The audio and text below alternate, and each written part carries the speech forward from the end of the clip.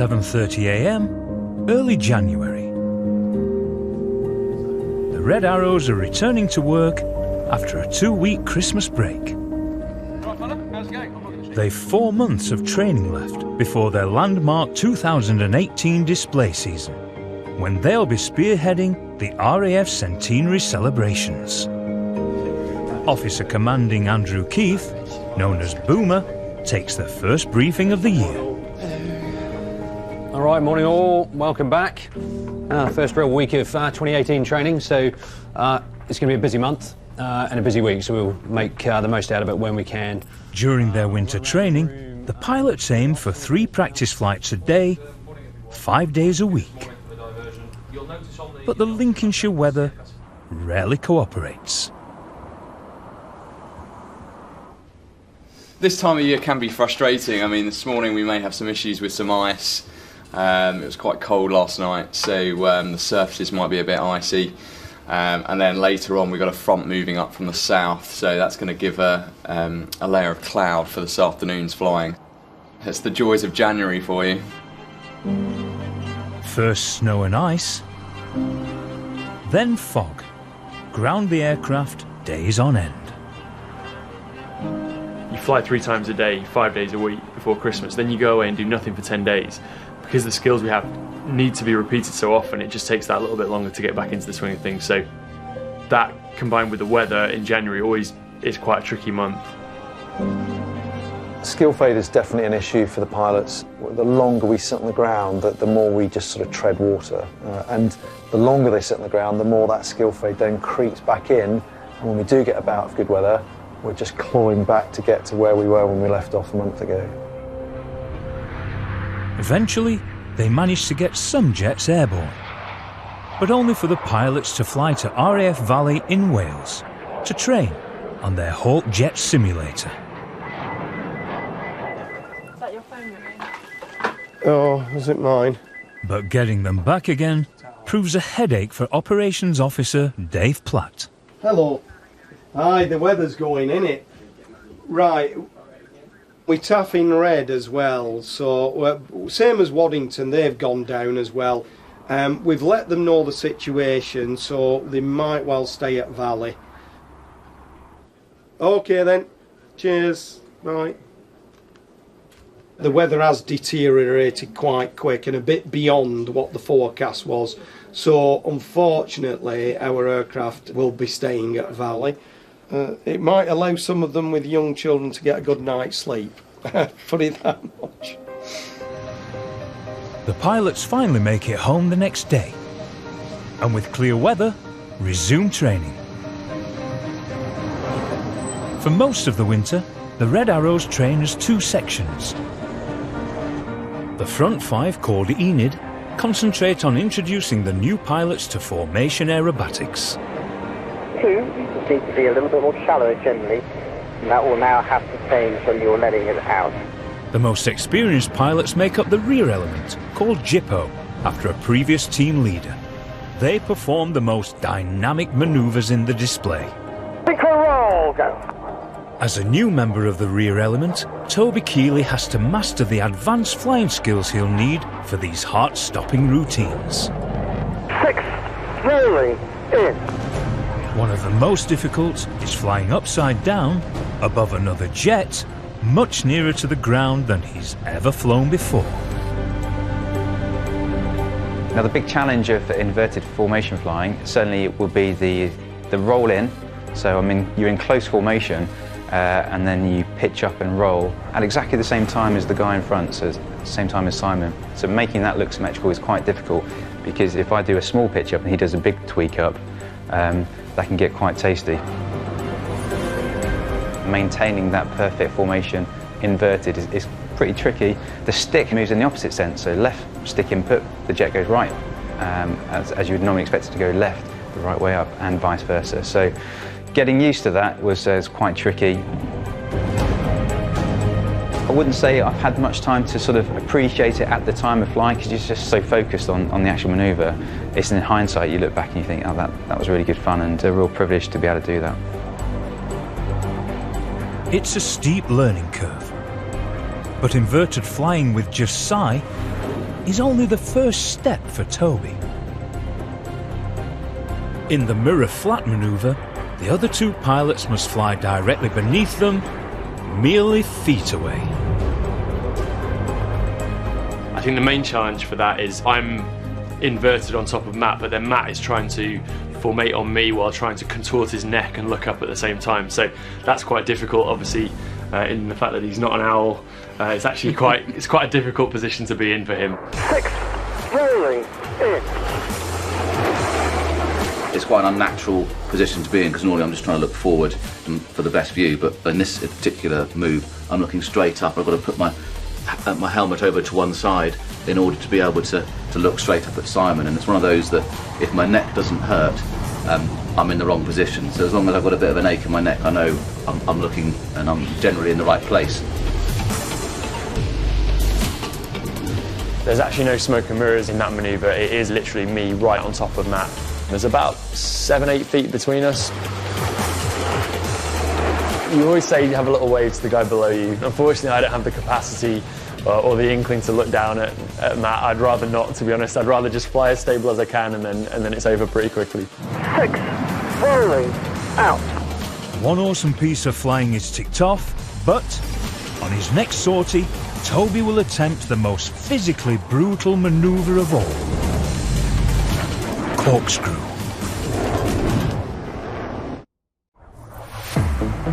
The 4 Red Arrows pilots who make up the rear section perform the team's most dynamic and difficult manoeuvres. And Corkscrew is the most physically brutal of them all.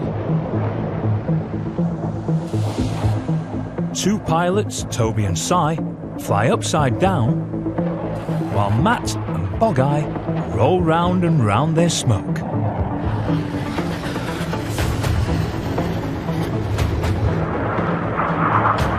We're looking for contour-rotating manoeuvres 4 times around 6 and 7 smoke. 8 and 9 should be above the smoke at the same time, and then below the smoke at the same time, and contour-rotating as we go round, and doing that 4 times, and then finishing at the same time. If you see it in the season, then we're doing it right. It feels like a washing machine experience. It's pretty much an assault.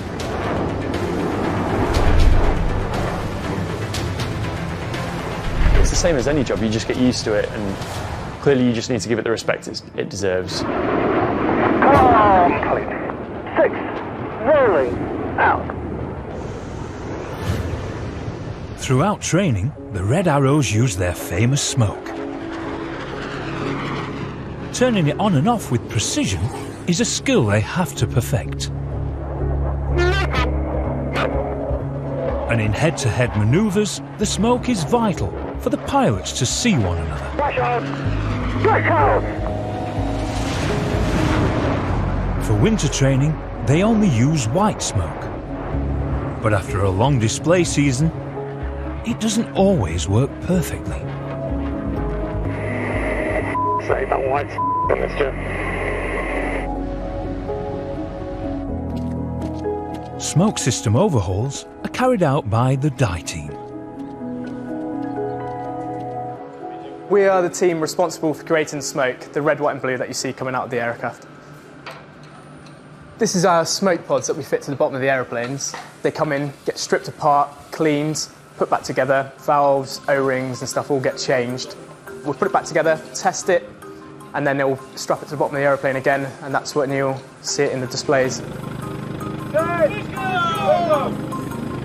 The diesel and dye mixture is pumped through the aircraft and then it's pointed out into the jet efflux, essentially the jet engine's exhaust, which vaporises it, and that's what creates the puffy red, white and blue smoke.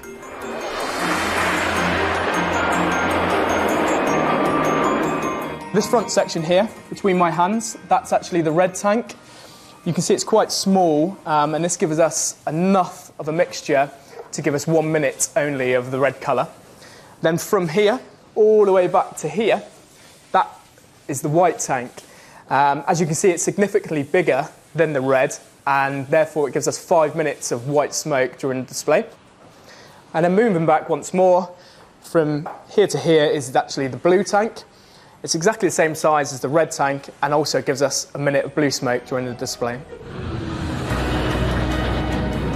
Pilots carefully plan their display to have the most visual impact that they can, and they'll use the red and blue when they're directly in front of the crowd, mainly, and then when they're off doing other things, that's when you'll see more of the white smoke.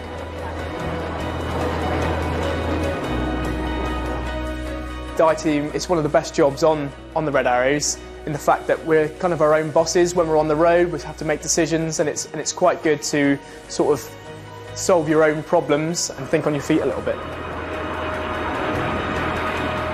Using smoke is a key skill the team's new pilots, Starkey and Bondi, have to learn. Now 3 months into their training, they've been introduced to all the aerobatic manoeuvres they'll be flying, apart from one. Today, they'll face perfectly timing their smoke while performing by far their most difficult and daunting manoeuvre, rollbacks. Flying at 300 feet, pairs of jets take turns to pull up, roll around the aircraft next to them, then slot back into the rear of the formation. Get the technique wrong, there's a risk of entering an unrecoverable spin, or of colliding with the other aircraft.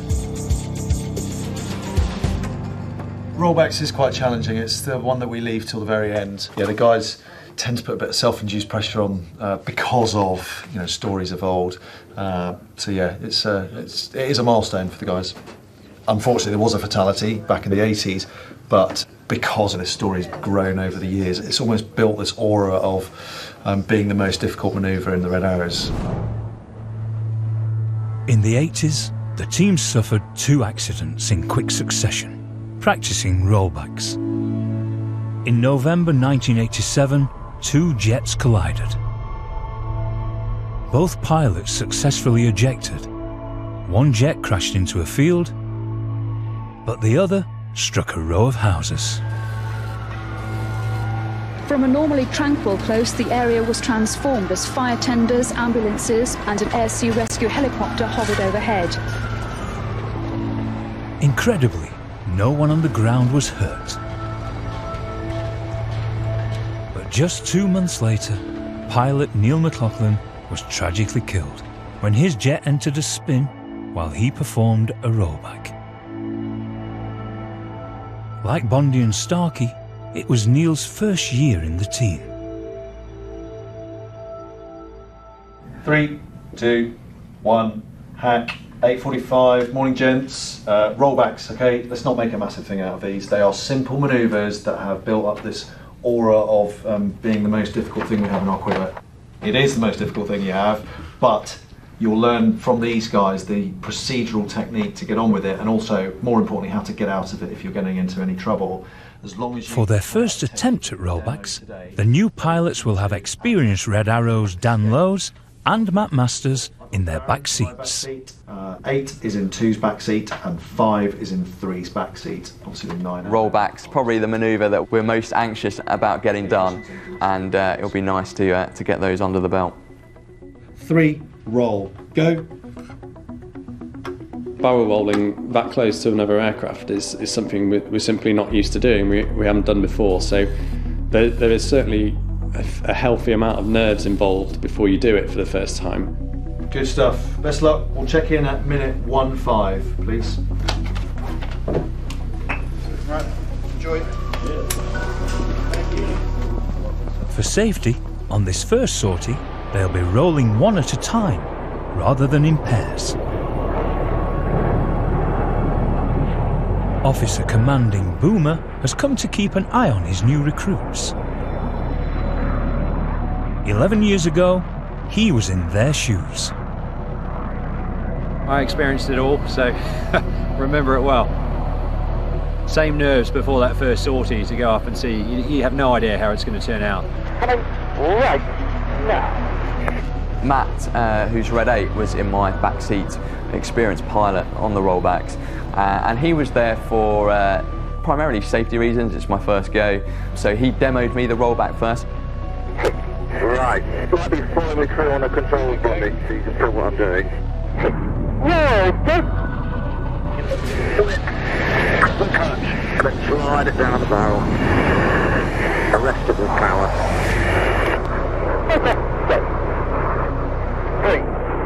Next, Dan loads demo for Starkey.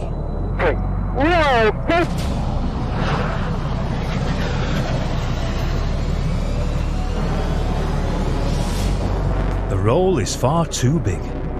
It's safe, but puts Losey far below and behind the formation. Now, that was a demo.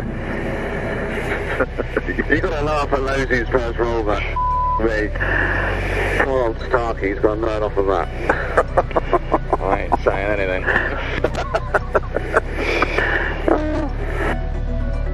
Yeah, my first demonstration, it was not the best, I'd say. I had to re-demo it. And that just shows you how quickly and how difficult that manoeuvre can be. The tiniest change of input, and that had a huge effect in the actual demo itself. The second demo went well.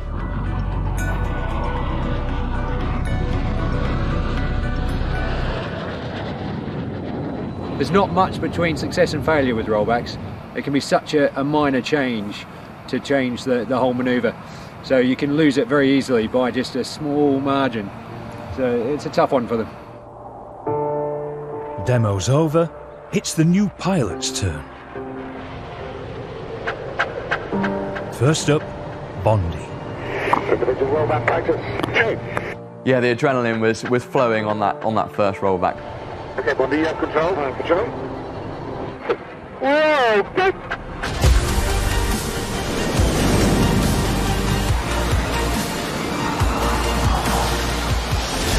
Great effort, Bondi. Thank you. Well done.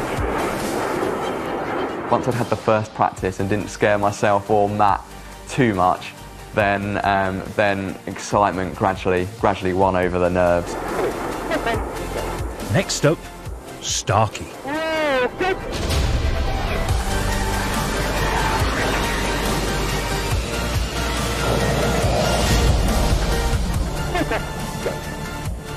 Free, how are you? That's the most adrenaline I think I've ever felt in a jet, to be honest. I'm not sure that's a good or a bad thing.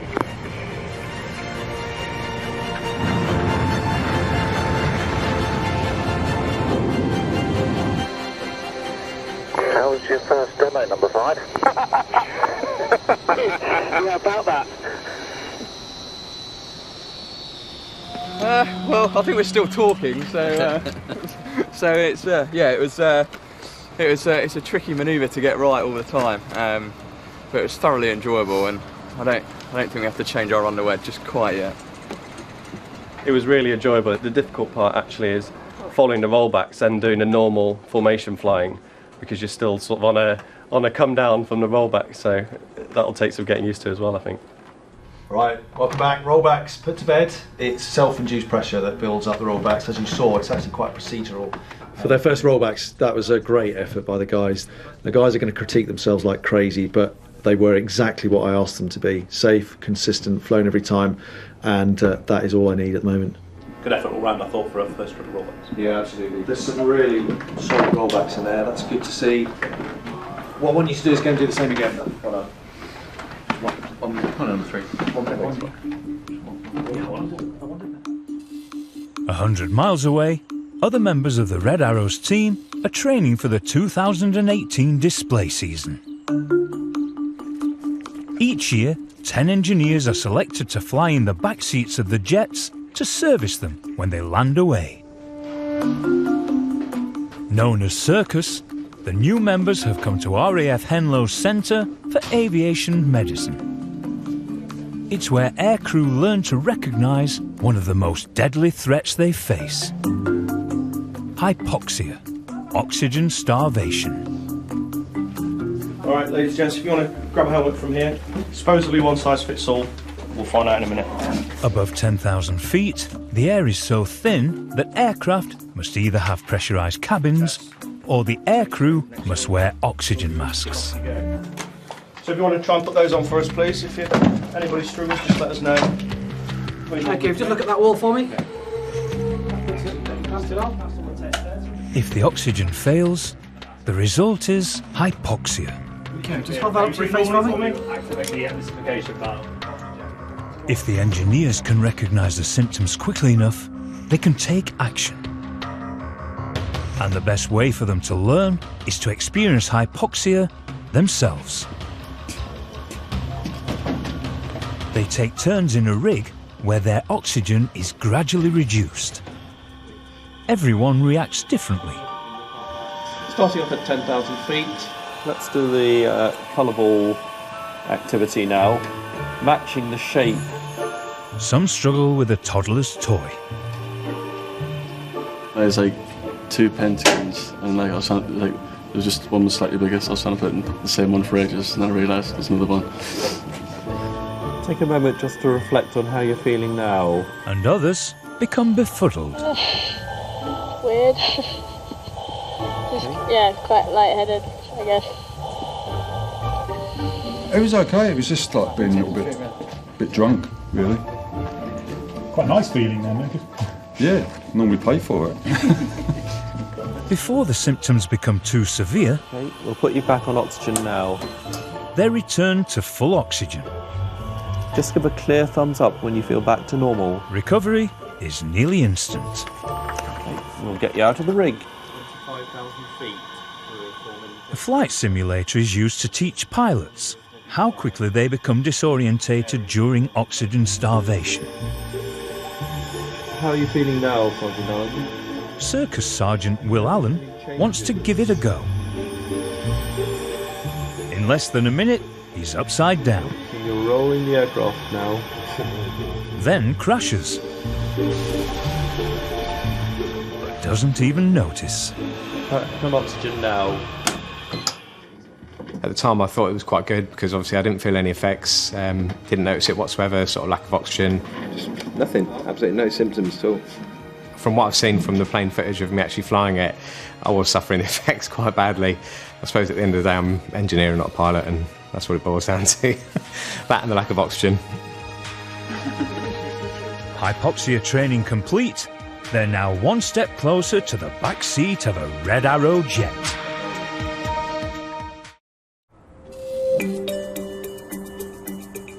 The Red Arrows are due to spearhead the RAF's 2018 centenary celebrations. Can I just take a minute of your time? Is that all right? You got, yes, boss. You got 5 minutes or So team leader Purty is designing a new centenary themed manoeuvre for the display. Grab a seat. He's briefing his senior pilots, Mike Bowden and Matt Masters. So the start of the second half is a new manoeuvre, which we're going to call the centennial split. So just to explain to you what's going to happen, we're all going to pull up in a loop as a 9 ship, and then Enid are going to split first, okay? And it's going to be in the colours of probably whites, and then blues in the middle. Jippo are going to fly all the way over the top of the loop, and then as they effectively point towards the ground, they'll then split out. All right, so you get this kind of flourish of colours in front of you. So that's my take on the sort of traditional 100th. But did you guys have any good thoughts? We've had a think, being the RAF centenary, we thought, wouldn't it be great to try and generate a way of displaying 100 in the sky? Yeah, okay. So I put something on paper. Yeah. I don't know if you'd like to take a look. Yeah, that's what. So the idea being, we rejoin the formation lined up here to generate the 1, then the 0, then the 0. Now clearly, the smoke plan will be smoke on, smoke off, smoke on, smoke off, smoke on, smoke off, smoke on, smoke off, smoke on, smoke off. How many button presses does number 3 have? So yeah, so you've got 5 smoke events, 10 button pushes that need to be timed perfectly as a formation. My worry would be as our smoke, as you know, it never really crisply ends. There's always a little bit of a trail. My worry is that we'll just end up, this will just be a bit of a mess and end up just being a sort of blob of white. One small mistake or one drag of smoke, we can make it look like 108 or 188 very, very easily. Yeah. It's a good consideration though. It's good to see you put something together. Thanks. Purty has a slightly simpler idea. The obvious options are 2 aircraft, line astern, probably slightly offset for width. They both pull up into a loop, and then somebody just to pull up in the vertical. And that could be a really easy way to do it. It'd be nice to do something an extra bit special, wouldn't it? If we can. Yeah. The 100 manoeuvre would be performed by the senior pilots of the rear section, led by Sightailer. Got a minute? We have just been talking through some of the options for the 100th year. Matt had a pretty harebrained idea, but having not been all for trying to get 100th in the sky, I think we probably could do it. Whoever the rear two are, just fly a normal loop of some sort. You know, it might not be a perfect circle. 2 zeros and then you 2 zeros, and then you just have someone go straight up. So let's have a think about it. And so 6 running down the line. Yeah. And then you've got someone off crowd. Yeah. And then someone on crowd potentially. So I'll give them enough room. Yeah, potentially. So Yeah. if 6 and let's say this is either going to be 7 or 8 probably. Whoever's got least best limited on amounts of fuel. smoke left. Yeah. So 1 loop there. Yeah. 1 loop there. Yeah. And then you've got the person here then just pulls up into there. Yeah. I think it's doable. All right. Forgot the weather this afternoon, we'll go. Some blue sky out there. Great. Thanks very much. No worries, boss. Cheers. Cheers. Blue, cloudless sky is perfect to test the manoeuvre because the 100 will be 5,000 feet tall. We're going to try and give the 100 a go. We've got the weather for it. We might need to tinker with it a little bit, but we'll give it a go and see what it looks like. The big boss, Boomer, joins the sortie to see if the idea is going to fly. We're just sort of experimenting at the moment and see if it will work out for the season. Red 10, the team supervisor Adam Collins, will watch from the ground, getting an audience's perspective.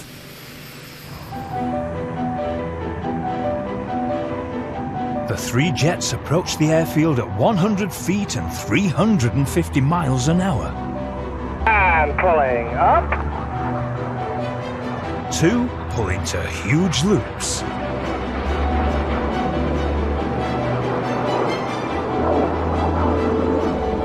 As they reach the top, Bog-Eye in the 3rd jet pulls into a vertical climb.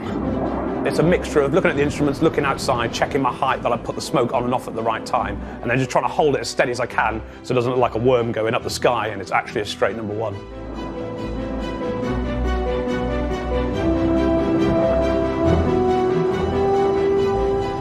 Any prints on that? I guess I had my stroke off to begin with. I definitely had the white light on. Yeah, I think it's got mileage. It needs to be much more standoff, and we need to work on the smoke timings because it ended up more like a 99. Which is ironic, but there we go.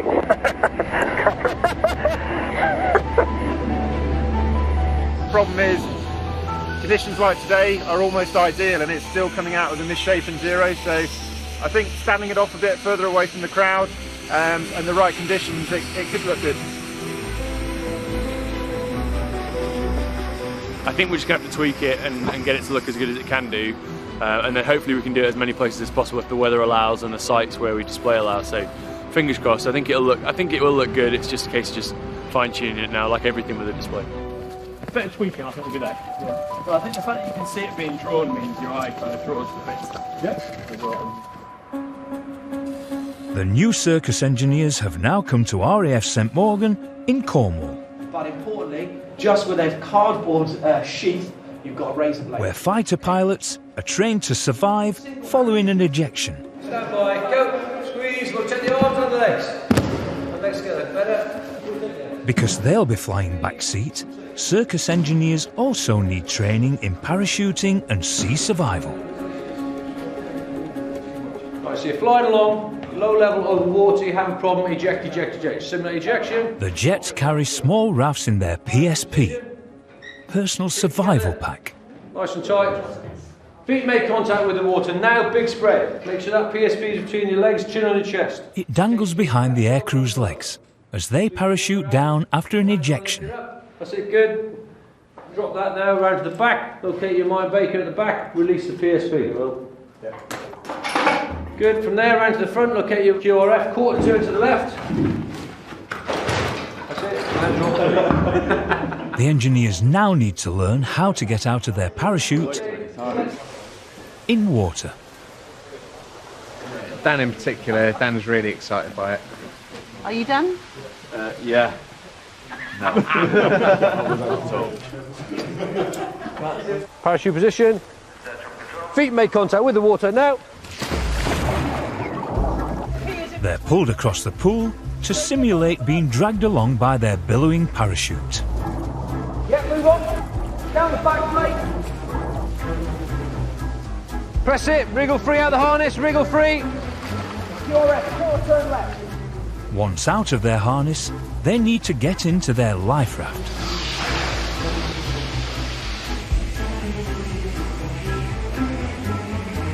Which isn't as easy as it sounds. Because I'm obviously quite a big lad, and the life raft's quite small, I struggled a little bit with that, just getting in and out. My boat's too small, it's broken. I couldn't get my valve to work to bail out, and I couldn't get myself underneath the cover. It's quite small, and I'm not. So, but we got there in the end. Start working it. The pool was tough enough, but tomorrow they'll do it all again, in the sea.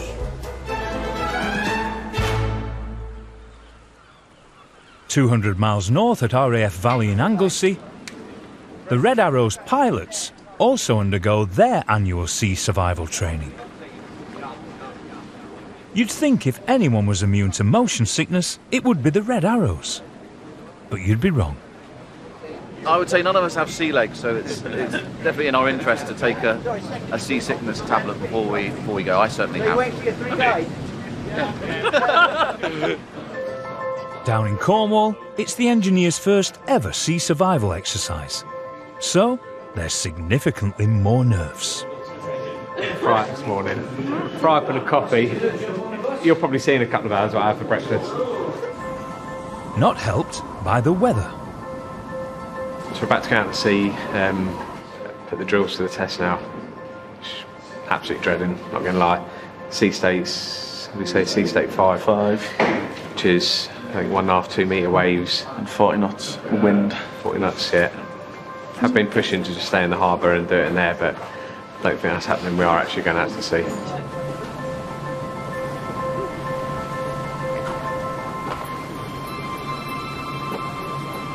Because it's rough today, it's going to feel realistic for sure.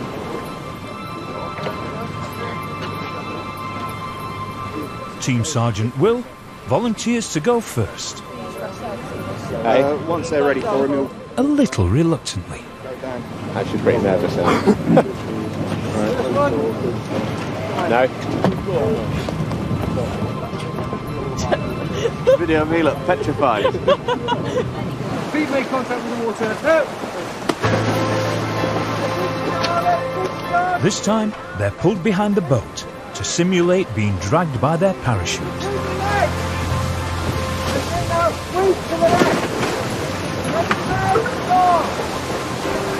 No!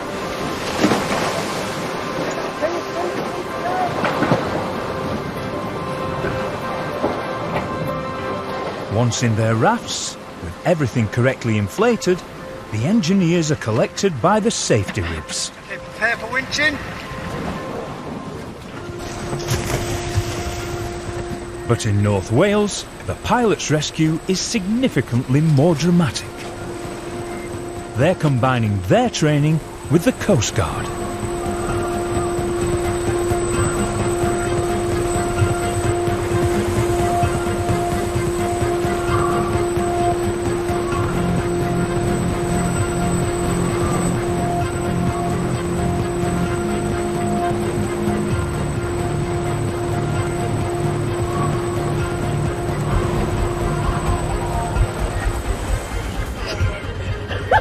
Off the Cornish coast, the engineers' sea training is over.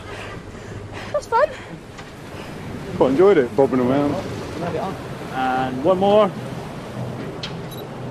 Lehman. Thank you. Thanks, sir.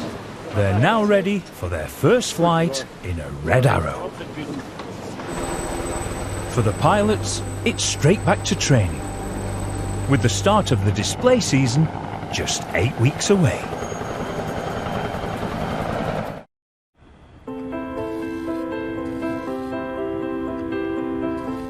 The Red Arrows are just 2 months away from their first display of 2018. Go!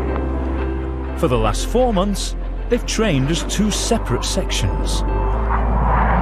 Team leader Purty has decided they're ready for a landmark flight. Today, for the first time, he wants all 9 aircraft to fly as a single formation. Flying our first 9 ship marks the start of everything about a Red Arrow season. It is what the guys are aspiring to from the day they start training here in November. Now, we might go out and just fly 9 aircraft and do no aerobatics. We'll just get 9 aircraft airborne in a safe formation, but it really does mark a turning point in our next development of the training. Purty may be ready to fly 9 jets, but with only 3 hours to launch, he's only got 8. Because a serious fault has just been discovered with an aircraft's hydraulic system. The charging point for the main accumulator, all the insides have come out, so they've come in today. Got to store, got a new one and replaced it. 2 hours later, the hydraulics are fixed. Just as the pilots head to their briefing. There's still a final rush to get the jet serviced ready to fly. Monday, I think we pretty much only had about 6 or 7 aircraft actually that we could rely on them being serviceable. So to get all 9 ready for today was a really good achievement. So really pleased for the guys because it's, you know, everyone is really proud that we've managed to achieve that today. It's not just about the pilots in the air flying them; it's about the guys on the ground making sure the aircraft are serviceable and ready.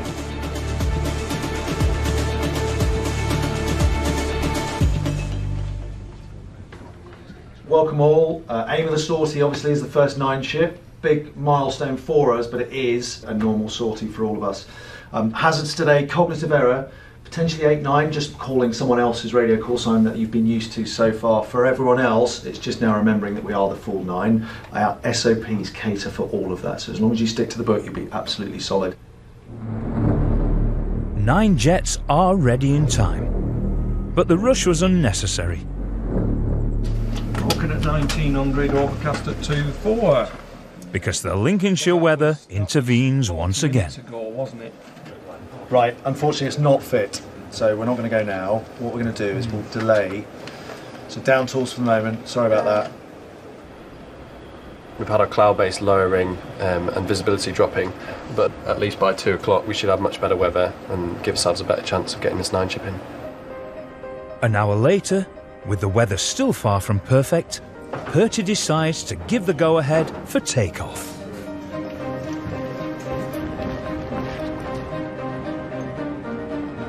I'm really excited about the first 9 ship. It's going to be a milestone moment for Bondi and I think. It's proof that we've met the standard so far, but the boss is happy putting together that Diamond 9, and that'll be a big moment. I think it's a big moment for any year for the Red Arrows.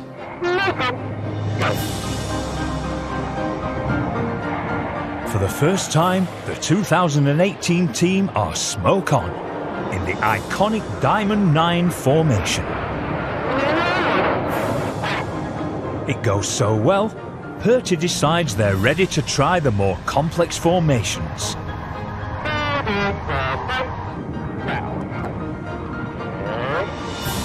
Lightning.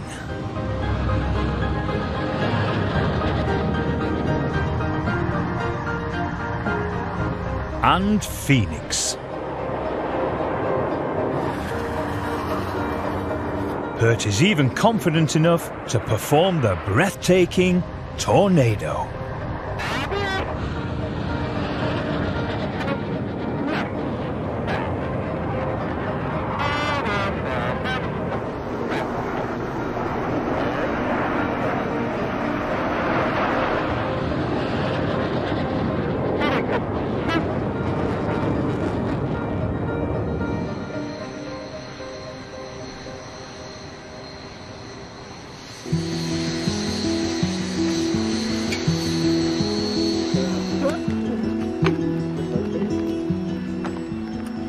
Another last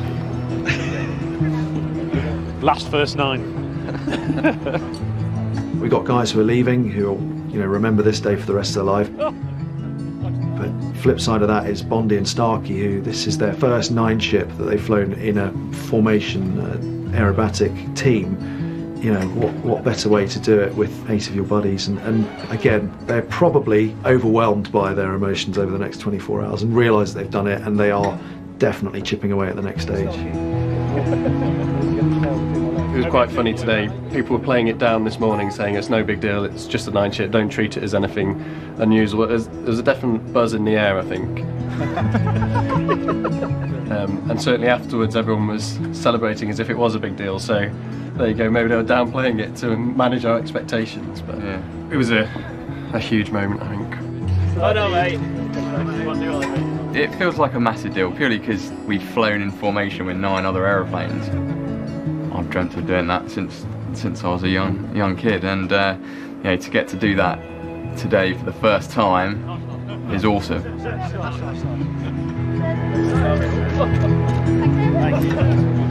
You know, it's a great moment in my career, and it just marks the start of a fantastic 3 years.